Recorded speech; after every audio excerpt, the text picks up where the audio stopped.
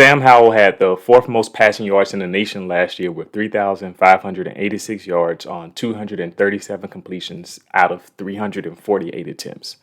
That made for 10.3 yards per attempt, which is a very good passing stat. Interestingly enough, he took 33 sacks, and I don't know if this was mainly due to having a poor offensive line or Howell not making the right decision or some combination of both. I wrote that statement before the video, but after reviewing some games, I'm going to place a majority of the blame on the offensive line's play, particularly against the blitz, and particularly blitzes that require the offensive line to pick up an extra guy or that disrupts their gap management. And I just think they didn't do a good job of doing that last year. In my time of watching Sam's passes, I noticed that he seems to have quite a feel for throwing the vertical pass. More often than not, it lands over the shoulder and in front of the receiver.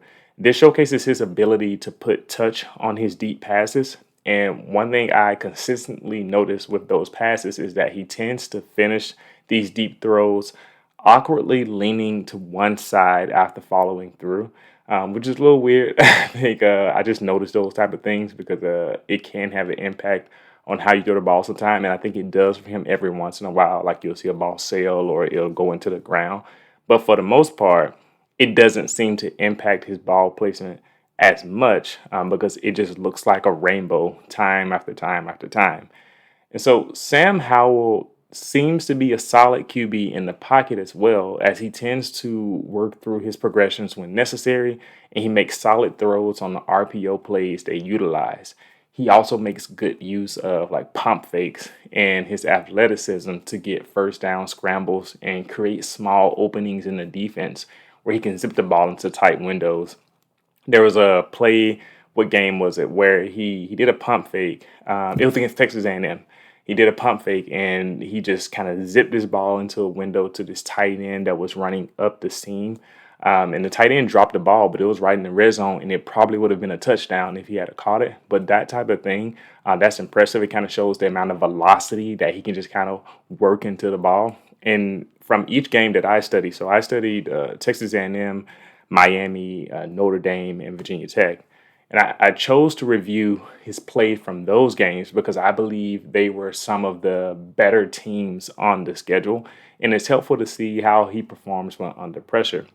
And that's when you can learn the most because sometimes you can watch guys and they'll do really well against weaker teams, which is what you're supposed to do. I don't blame people for doing well against weaker teams. You're supposed to beat them that way, but you can learn a little bit more when the defenders are a little bit closer, and you can see how he responds to, the defense actually played well, and my wide receiver just couldn't run directly past their guy, even though he had some good ones like Newsome.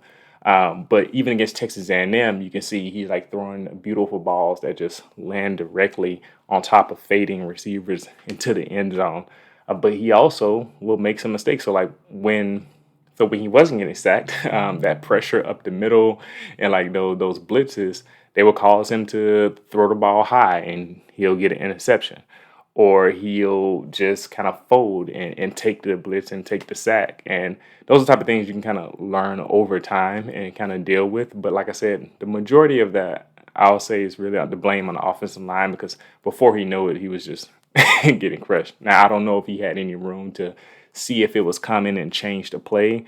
I didn't look that deep into it yet. But, we'll see how that goes as the year goes along because I'll watch him a little bit more closely this year than I have in the past. But all in all, I can see why teams or even some draft experts are high on Sam Howell. He obviously has the physical traits. He seems to work through his progressions well, and he understands like little nuances in offense.